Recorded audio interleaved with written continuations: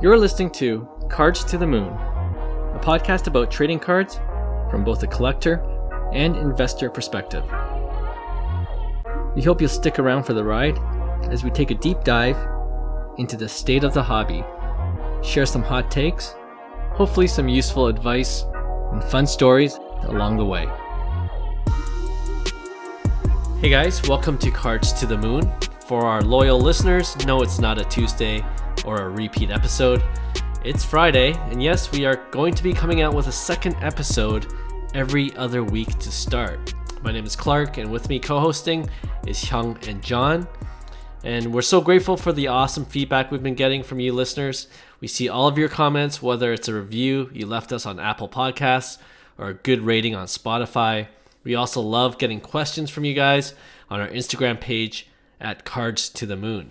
So that's actually one of the reasons why we wanted to add a second episode, because it gives us an opportunity to go a little more in depth on certain hobby topics or to answer good audience questions and feedback we've been getting a lot more these days. And plus, we hope to set up more interviews with people in the hobby and air them on this Friday episode. More likely, the Friday episodes will be a bit shorter than our regular Tuesday episodes, but we hope it'll still provide good value for you guys nonetheless. Okay, so for this inaugural Friday episode, we are going to do a segment that we did a couple of weeks ago on our regular Tuesday episode, which we called Data Dive. And in our first Data Dive segment, we got a top 10 list of active NHL players with the highest career average points per game. And we used that particular statistic just to see who the consistent career scorers are in the league playing right now. And we went through the list to see if we thought any of those players were underrated or overrated or properly rated in the hobby. We're going to do the same for today's segment, but instead it'll be the top 10 list of active NBA players with the highest career average points per game. So to start is Kevin Durant, who is currently number 1 on our active list and number 4 overall. What do you guys think? He's a buy for me. Buy both chrome and paper. I think they're both cheap. Yeah. So it's no question. He's a buy. I think his prices are way cheap compared to someone like LeBron, let's just say. So sure. I think KD is a buy. I think his chrome is under 25. I want to say, I could be wrong. 2,500. His top's chrome. Yep. PSA 10. I think that's a very, very reasonable price for a caliber player like Kevin Durant. Yeah. Right. Man, I think at one point or another, we were talking about how it's a buy at $4,000. Yeah. Crazy. I remember. I think we're just a buy. We're just a buy in general. buy it. Just keep buying. Kevin Durant. Dollar cast average. Kevin Durant is definitely a buy. I agree.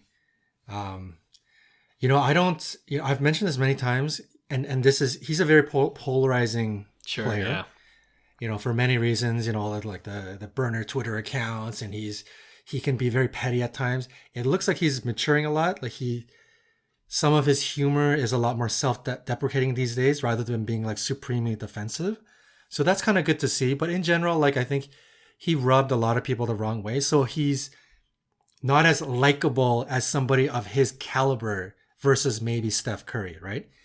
But Kevin Durant, I mean, you cannot deny that he's one of the most special players you've ever watched play the game. Like, he's ridiculous. And I personally think when all is said and done, he should be firmly in the top 15 all time, maybe flirting definitely inside the top 10. Like, I think he's that ridiculously amazing.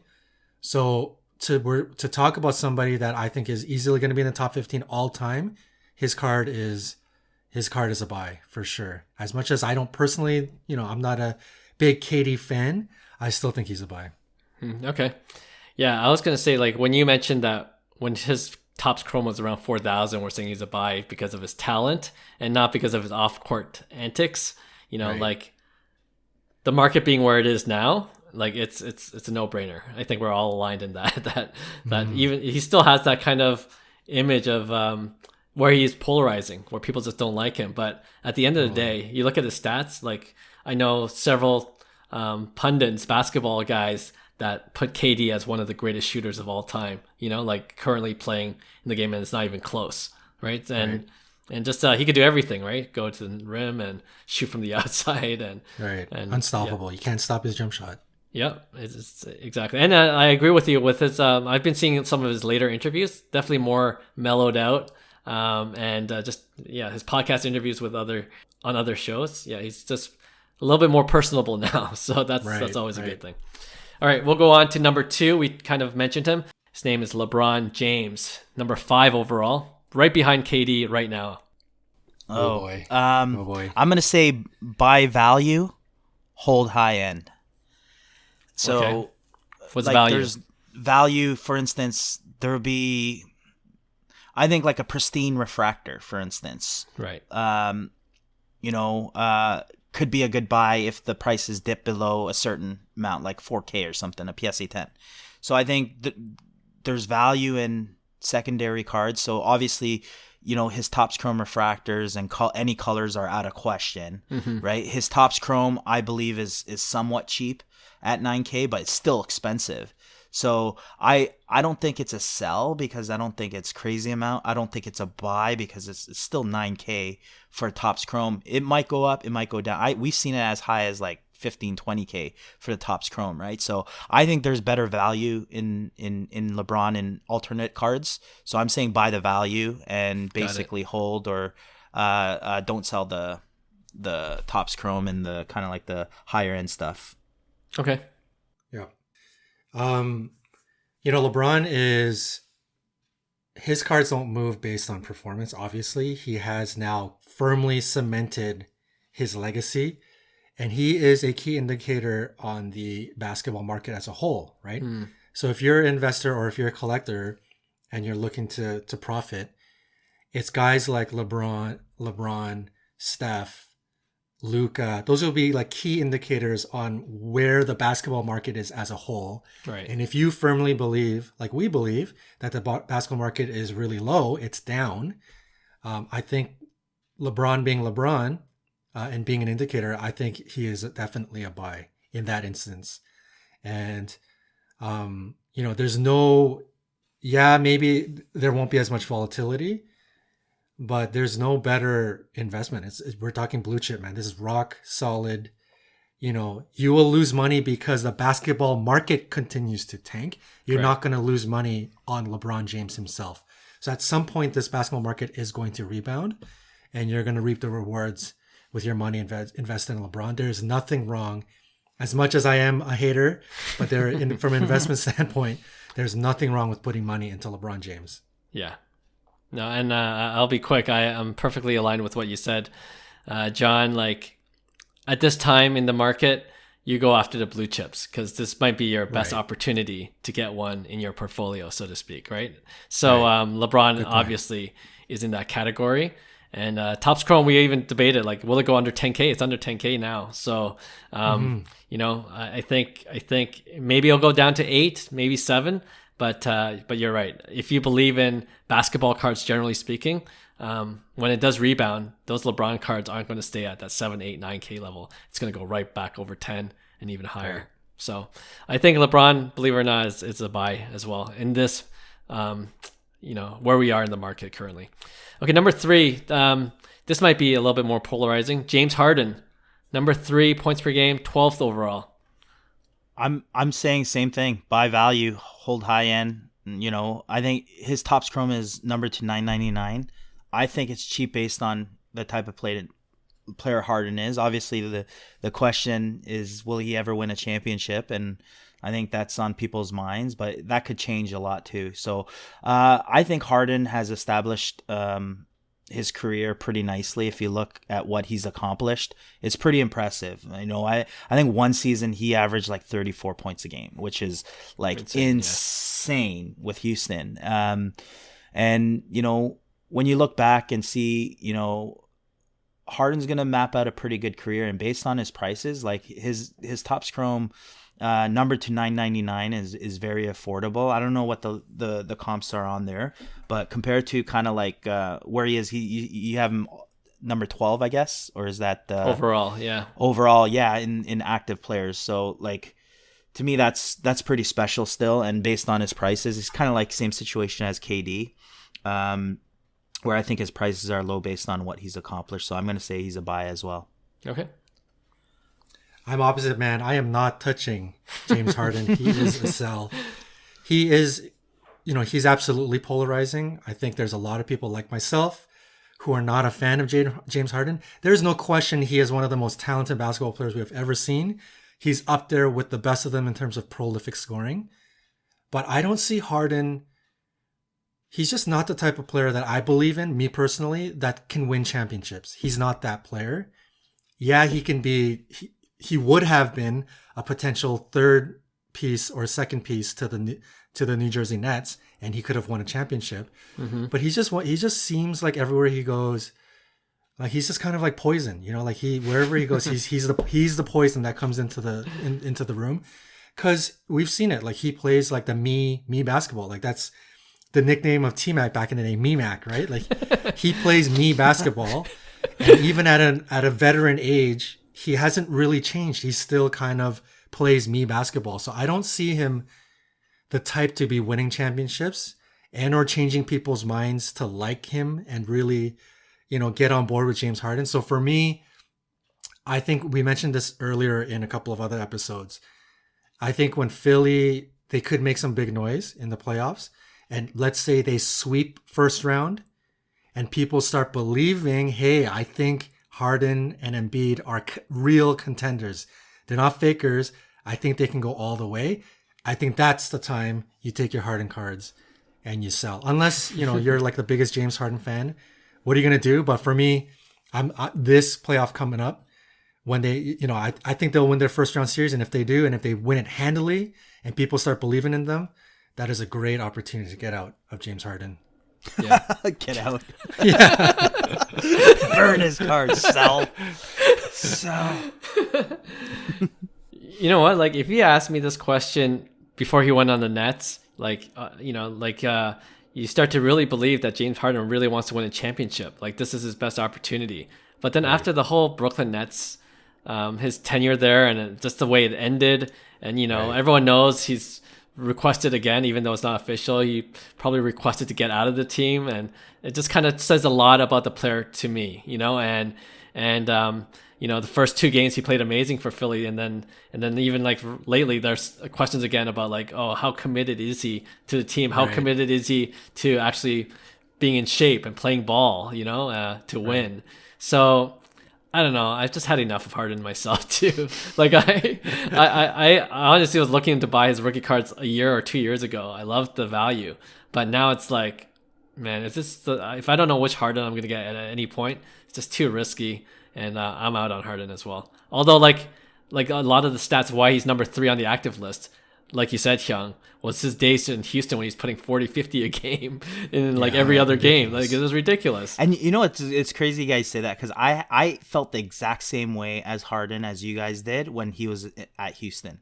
When he was in Houston. That's why I actually didn't like him, because Houston is like my second home, and I was a huge Rockets fan as well. So I had to actually endure and watch Harden, and he pissed me off more than anything. Right. But I got over it. The emotions are gone now. I just see Harden as an objective player, and I just see it's an impressive career. It is. That's where I'm looking at it from. Emotions aside, but I agree. I can't stand Harden. I couldn't stand Harden. I could stand him now. You know what? They're all athletes. But he's out of sight, out of mind, because you're not watching any Nets games or Philly games. So you're right. But at the end of the day, for me, it's the card. People will look back 10 years from now, and you look at any type of player that had a great career. Is he a Hall of Famer? These are the questions that you ask. Does he warrant Hall of Fame? 10 plus years as an all-star. Like, all these accolades, I think, are just kind of like, if you audit it, I think there's extreme value. But yeah, I 100% agree with you. I can't stand him. All right. With that, let's go on to number 4 on the active list and 15 overall, Damian Lillard. I'm a sell on Lillard. Okay. So for me, he's in that lull period So Right. I'm gonna see right now. He's put up a couple impressive seasons, and then you guys mentioned about like the team, for instance. Being in Portland, does it affect his prices? Is he, you know what I mean, stuff like that, where big market team. So for me, I'm off Lillard. I think he's an incredible basketball player. I just think he has 3 or 4 more years to consider to see where he goes in his career. I think he's still young. Still has some years, so he's in that like middle period. We'll see in the next few years. It's like almost like a Russell Westbrook for me. Like, you're gonna get good seasons in the mid, and then it just starts tapering off towards that 10th season, right? Yeah. So that's what worries about me with Lillard. So I'm off Lillard. I'm a sell. Okay, that's fair.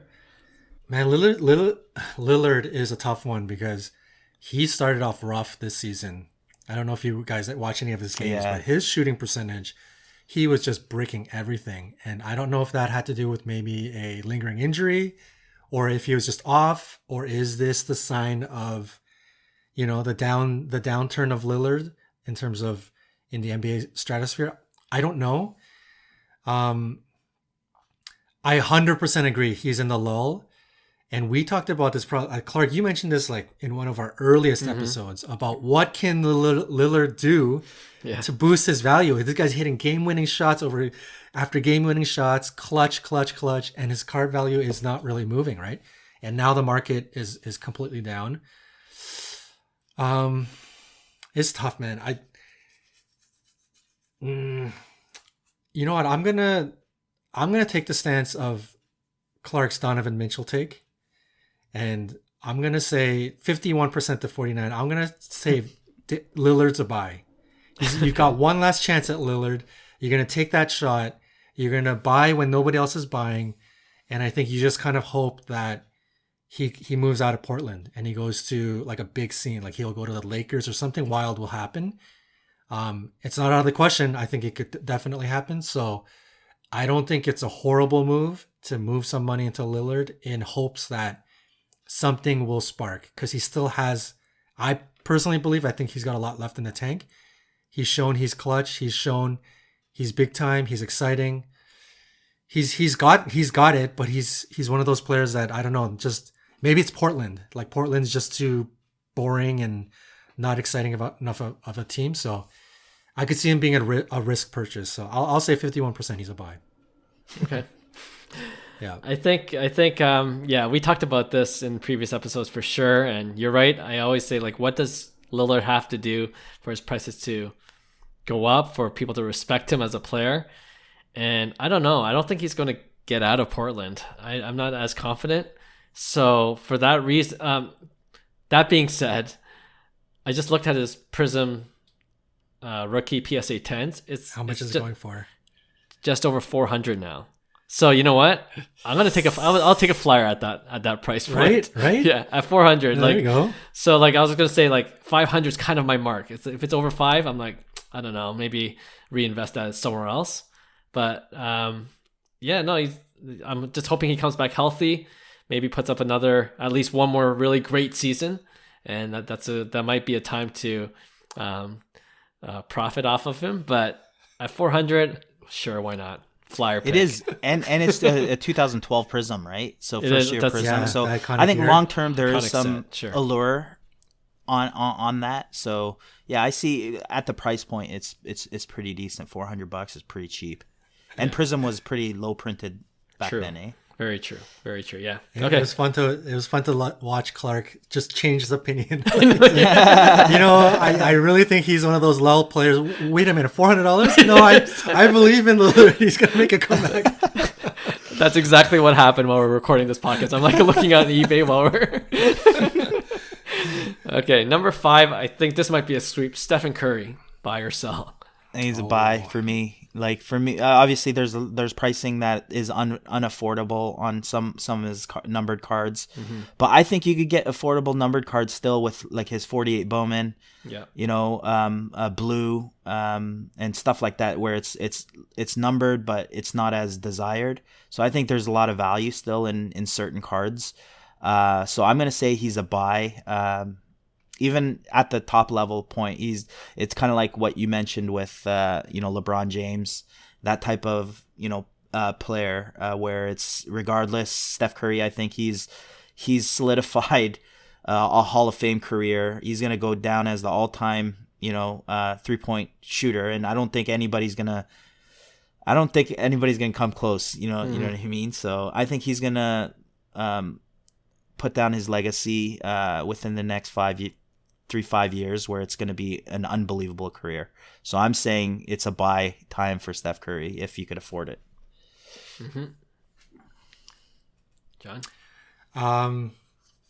Steph Curry, I think he's starting to form an opinion on many people's minds of starting to squeak into the top 10 all time. I'm one of those opinions, but I will say I think he's a sell for now. He's cemented his legacy. He's a buy overall, but right now I think he's a sell. And I say this because we talked about the market as a whole, basketball, right? So basketball market is down, but there's a couple of key characters that have gone up while the market is down, which to me will indicate some kind of correction. So one is Ja Morant, and I think the other is Steph Curry. So if you are 100% in on Steph Curry and you want to buy badly, I think there is going to be a better timing. There's going to be a time where you can get, I think right now he's a bit too high, and I'm sure his shooting percentage over the last 20 games has been pretty poor. I'm sure I haven't checked up on his card prices, but I'm sure they've, cooled off since the craziness. But I could see in the offseason, especially if Golden State doesn't win, I could see his card market cooling back to normalization of the rest of the basketball market. So there will be an opportunity to buy at some point, but right now I think he's a sell. Okay. I'm a little surprised by that. I think that's a risky game to play with Steph Curry. It's true. He does have low numbered rookie cards. That is a good point. He does. And I've been trying to Steph Curry's always on my watch list, and it's been pretty stagnant. It hasn't gone down, hasn't gone up, especially during his lull in playing right now, or his the way he's playing right now. But still, it's not dumping by any means. So so this might be the best time, and I'm all in on Steph Curry. Whatever you can afford, I'm with Hyung. Same thing. Generational player, cemented his legacy already, and even beyond his contribution to even beyond what he's done in terms of points, his contribution to the game can't be denied. For sure, the way he's changed the game. He's changed the game flat out. Yeah, absolutely. Yeah. So I think that's going to be a huge factor in his future card prices. Okay, number 6. This might be point of contention. Anthony Davis, 21 overall. He's a sell for me too. He worries me a bit. He's the exact same reason with Lillard. He needs 5 more good years before I could see a positive uptick in his prices.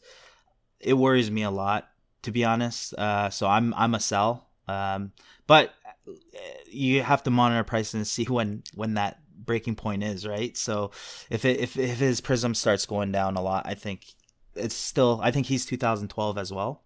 So I think it's a cool set from a hobby perspective. Anybody in 2012 I think is a buy in general, but from an investment standpoint, if you're not into all that jazz, I think Anthony Davis is a sell for me. Okay. Ooh, this is a tough one because Anthony Davis has come down a lot and he's so cheap. And when he is playing, he is absolutely one of the elite stars in the game. The problem with Davis, and Hyung touched on this, is that I don't know if he's ever had a healthy season. He's kind of consistently playing 65 to 75 games. And now he's played quite a bit. He's 10 years in the league or 13 years in the league. Mm-hmm. And you can't imagine out of nowhere, after all of those injury-riddled seasons, he's going to all of a sudden start playing 82 games on the regular. I don't see that happening, especially in the new world of, game management and injury management. So this is tough. I still think he's elite, but the problem with Davis, and I think I'm going to pick sell as well, is this is the first year where people kind of turned on Davis. They're even Laker fans, right? Every year people were high on Davis, even if he was getting injured. he was putting up monstrous numbers, and people were saying like, "Oh, Davis is better than Tim Duncan. Come at me, say something about it." Right. And people like, I heard that so much. They're like, "He's better than Tim Duncan." He's like, "Come on, are you serious?" And where are those people now? Like, where are you now talking about Anthony Davis is better than Tim Duncan? So this year especially, like, I don't know if it was because of lingering injuries that we didn't know of, but when LeBron wasn't around, when he was sitting off a couple of games, and the Laker fans relied on Anthony Davis to take charge. Hey, LeBron's going to leave in 2 years. This is your team. Show up. Like, show us that this is your team. And the guy would be, he'd go 2 for 17 with like 12 points and 9, And then this is where Lakers fans kind of turned on him. And best basketball fans in general. I think this is the first year we saw people turn on Anthony Davis. So that makes me worried. Injury, people turning on him in terms of what they think of him. I don't know. I think he's a sell too. Okay. Yeah, I think it's a sell sweep. Like, to your point, the injury concerns are a big factor. And I was listening to Bill Simmons' podcast, and he was mentioning how Anthony Davis's style of game has changed. Like, he's playing like a big, like he's put on weight. He's playing like a big guy, and that's a cause for concern for some, that'll lead to more injuries, like just really getting in there, banging his way right in the paint, and some people just prefer that he just like maybe slim down a little and become a better shooter, and have a more diverse game rather than he's a huge guy, right? So I think those injury concerns will be one of those things that will be ongoing for the foreseeable future, and for that reason. He's a sell, and I just checked his prison prices. Like, you're right, it's dropped to about $350 for a PSA 10 base 2012, so it's cheap. But if you look at his silver, he does have a silver prism. That's still like around $5K, and that's too much. That's way too much for a guy like Davis. All right, let's go on to number 7, Devin Booker, Phoenix Suns, 23rd overall. Oh man, Booker. I think. I think he's interesting because he's younger, so I think prices are already high with him because he has that like hype. But then I could see his prices go bonkers if he does bring home a championship. I think you've seen it a little bit last year in the playoffs with Phoenix, making a run, and Booker's prices did, see some, volatility.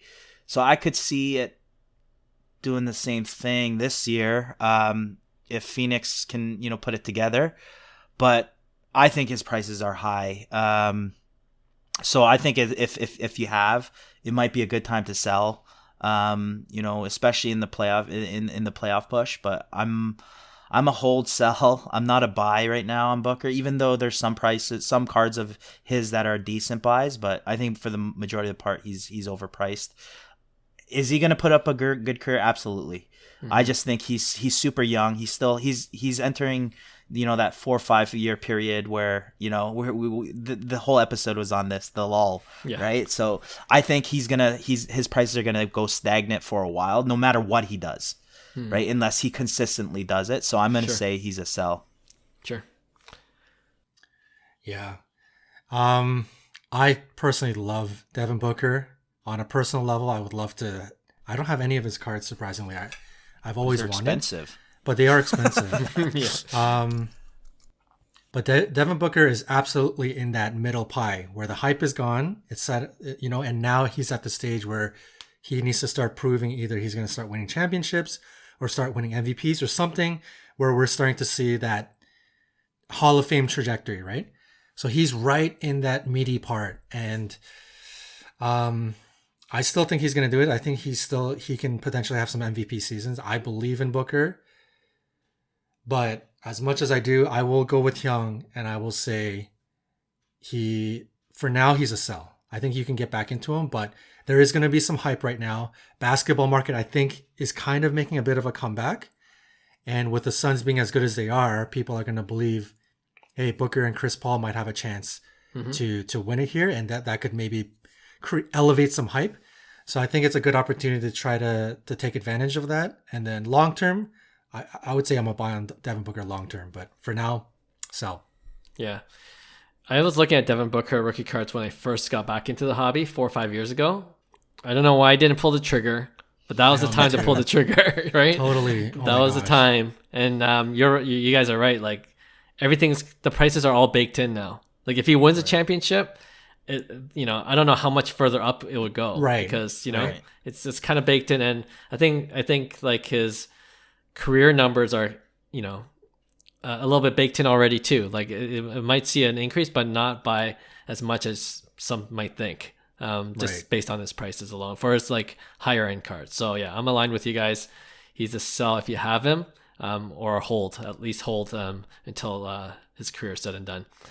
Okay, number 8. I think we could just skip John's opinion on this, but number 8 is Karl Anthony Towns, 26 overall. Actually, let's hear. Go ahead. No, I'm gonna agree with John here. I think he's a buy. At 100 cents. Oh, sorry, did John not go?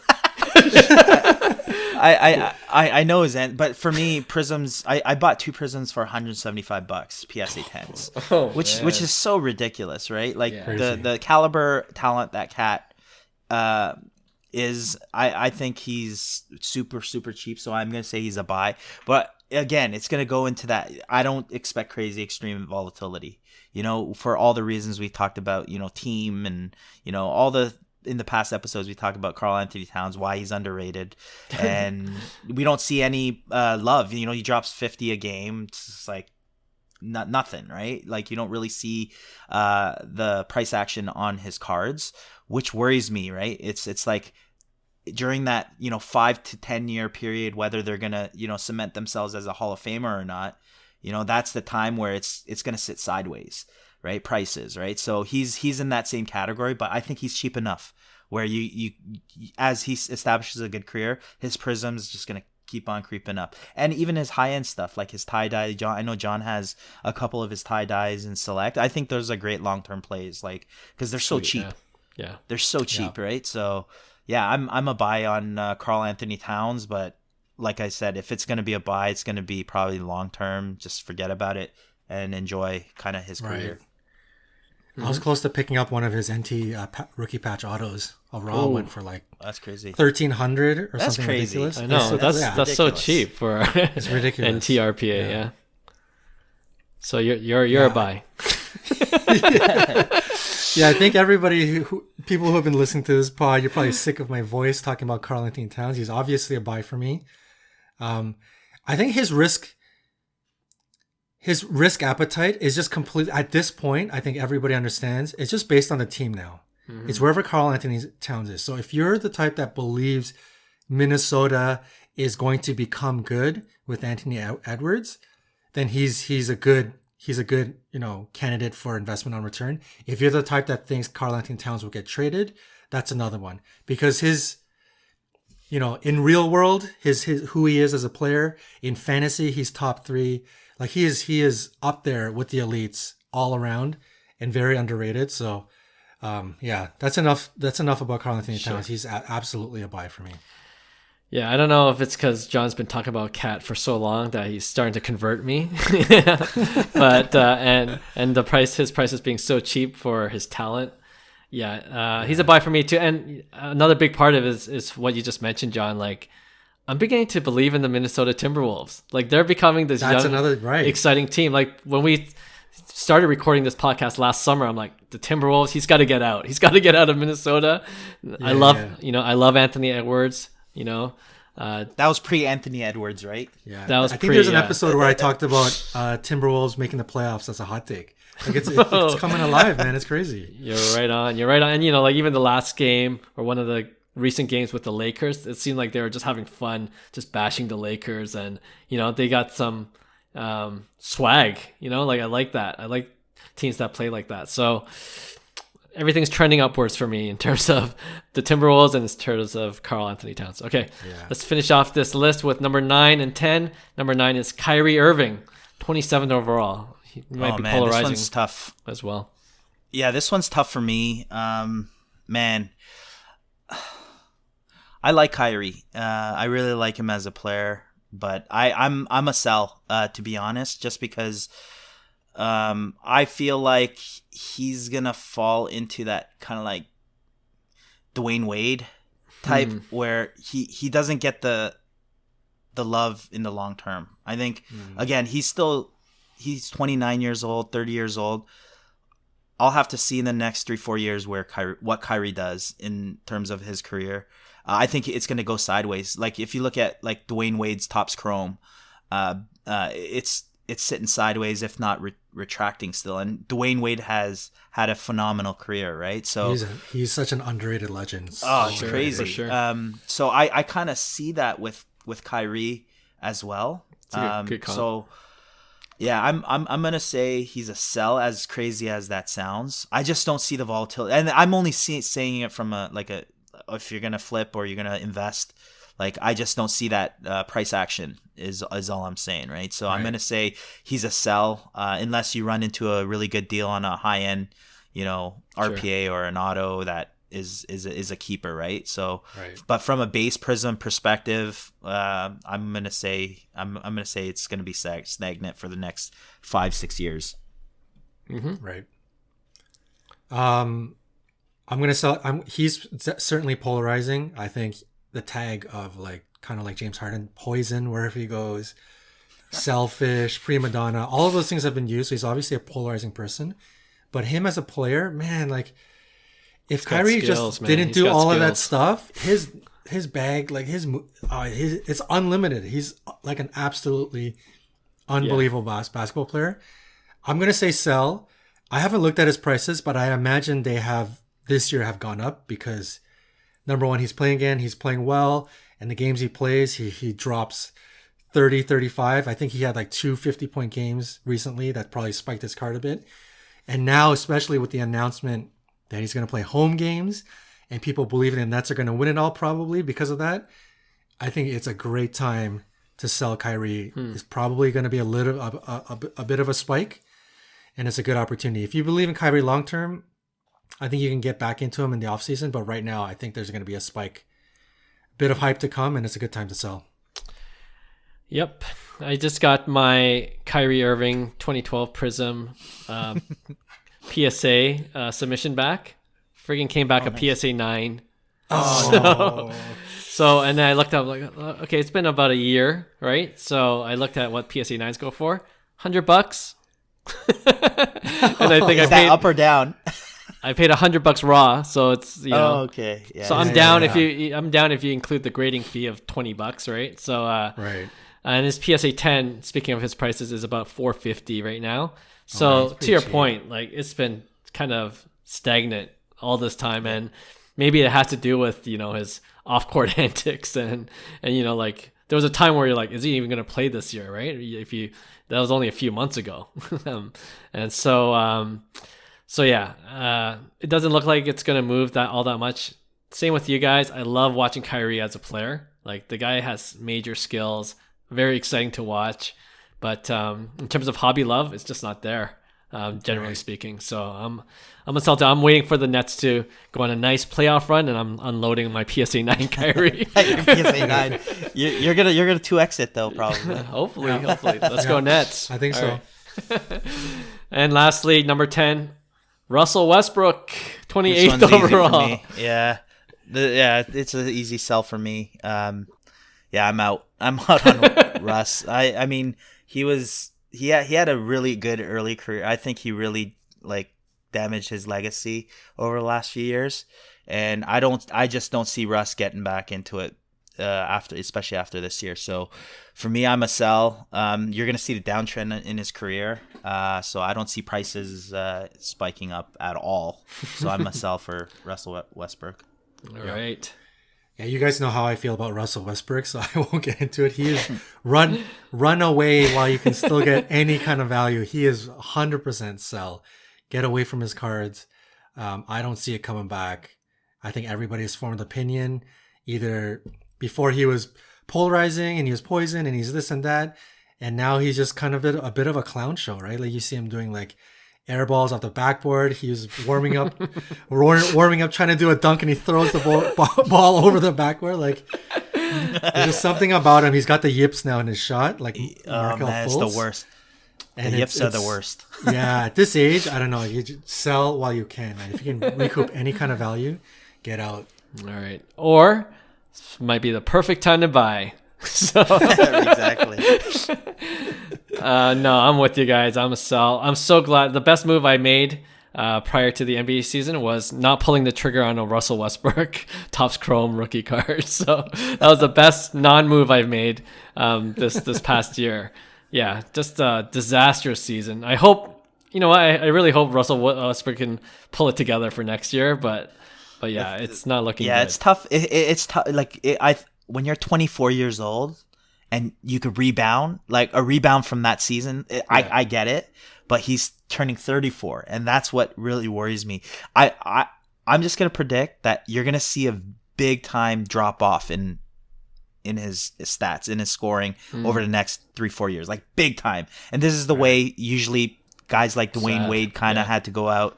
It's the same way, right? It's like you just lose the feel, lose the touch. Sure. You scored 30 a game, in your prime, and now it's just unfortunately, time is just not on your side, right? So I think that's exactly where Russell Westbrook is, and on top of that, his cards don't get any love. So right, double whammy. It's a bad combination. Yeah, double whammy, exactly. Yeah, for sure. So we're in agreement with that. All right. Thanks, guys, for joining us for our second episode this week. We hope you enjoyed the extra episode. And if you have any ideas for, short episodes like this, we'll be glad to hear them. We'll try, as we said before, to publish our second episode a week every other week to begin. And hopefully it could be a weekly thing as we pick up, as we get going in our brand new studio at Hyung's new place soon. So so thanks again for tuning in. As usual, we appreciate any good feedback that you have for us, and give us 5 stars wherever you listen to your podcast. We'll see you soon. Bye. Hey, thanks for listening to Cards to the Moon. We'd really appreciate you subscribing to our podcast wherever you listen to your podcasts. And you can also connect with each of us on Instagram at 5cardguys, or you can follow Hyung at Integrity Sports Cards, or John at TradeU at Recess. You can also check us out at 5cardguys.com. Thanks again, and hope to connect soon.